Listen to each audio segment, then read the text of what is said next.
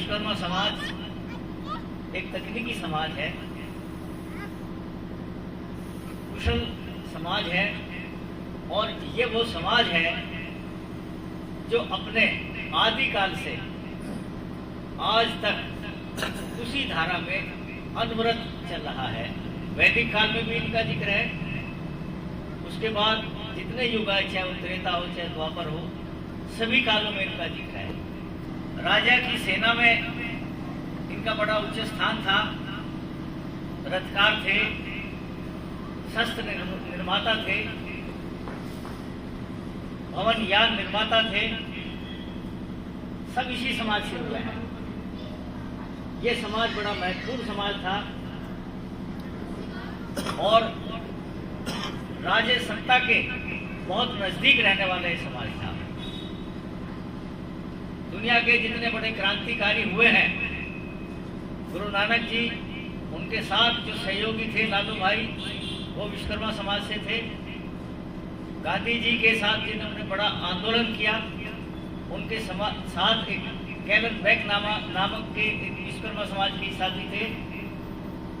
कृष्ण जी के साथ जो उस समय द्वारकापुरी का निर्माण किया, शस्त्रों का निर्माण किया, वो सब विश्वकर्मा समाज ने किया। इसलिए इसकी महत्ता कम नहीं है।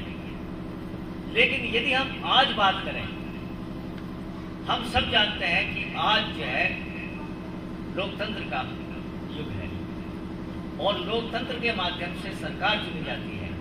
पहले आप अपने निर्माण और कला कुशलता से राज सत्ता को पा लेते थे, राजा को प्रभावित कर लेते थे, उनके नजदीक पहुंच जाते थे और अपनी बात को आगे बढ़ाते थे। राजा आपका सम्मान करता था, चाहे वो रथकार के रूप में चाहे किसी भी रूप में हो।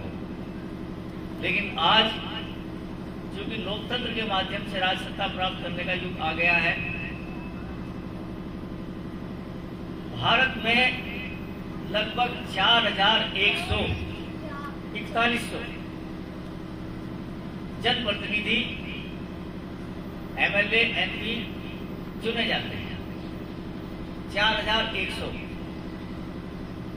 जिसमें से 543 लोकसभा के सदस्य होते हैं, 260 राज्यसभा के सदस्य होते हैं और विभिन्न विधानसभाओं के सदस्य होते हैं।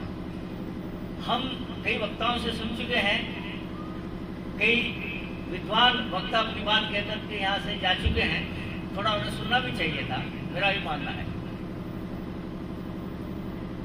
4100 में से अभी सब भारत में 7 लाख गांव हैं। 7 लाख गांव के अब 5% 3500 होने चाहिए कम से कम। कितने सरपंच हमारे हैं? नहीं है, नहीं है। कितने चुने हैं? मतलब 3500 में से मुश्किल से यदि आप जोड़ तोड़ करके भी देखो तो 200-300 आप गिन पाओगे। तो ये लोग मैंने जो बताए, आज के समय में ये भाग्य निर्माता है, ये नीति निर्माता है, ये जनमत के भाग्य के लिए फैसला लेने वाले लोग हैं। ये हमारे भाग्य का निर्माण करते हैं, संसद में बैठ करके, लोकसभा में बैठ करके, पंचायतों में बैठ करके। जब ये वहां पर बात करते हैं निर्माण की, नीति की, कानून बनाने की, किस वर्ग को किसके हित के लिए कितना पैसा अलॉट करना है, कितना बजट अलॉट करना है, तो वहां जो आपके नुमाइंदे हैं वही तो करेगा। जब आपका कोई वहां नुमाइंदा ही नहीं है तो आपकी क्या बात करेगा? सही बात।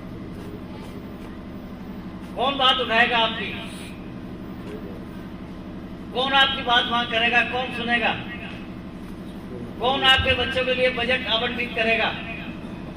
कौन आपके भविष्य की चिंता करेगा? कौन आपकी रखवाली करेगा वहां पर? हम चाहे आप विद्वान, शिक्षा, सब बातों पर चर्चा कर लें, लेकिन जब बात आती है बजट आवंटन की, संसाधनों में बंटवारे की,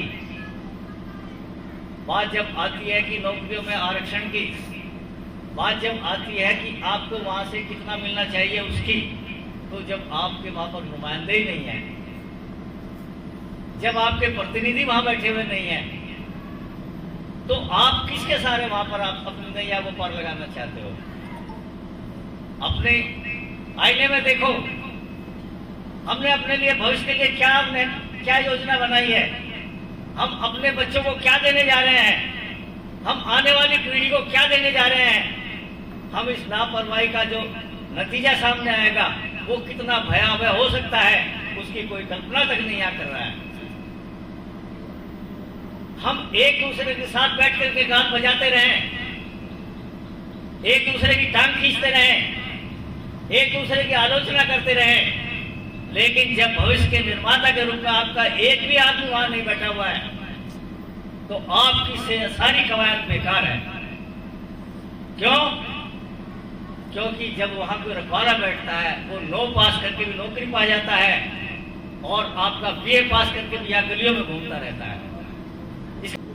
कि हमारे अध्यक्ष साहब ने जो बोला है कि 11 तारीख को जो जंतर मंतर पर 12 बजे वहाँ पहुँचना है, तो मैं सभी धीमान और पांचाल भाइयों से मेरा ये अनुरोध है कि हम ये संकल्प लें कि हमें ज़्यादा से ज़्यादा संख्या में जंतर मंतर पर पहुंचकर अपनी आवाज़ उठानी है और न्याय पार्टी को सफल बनाना है।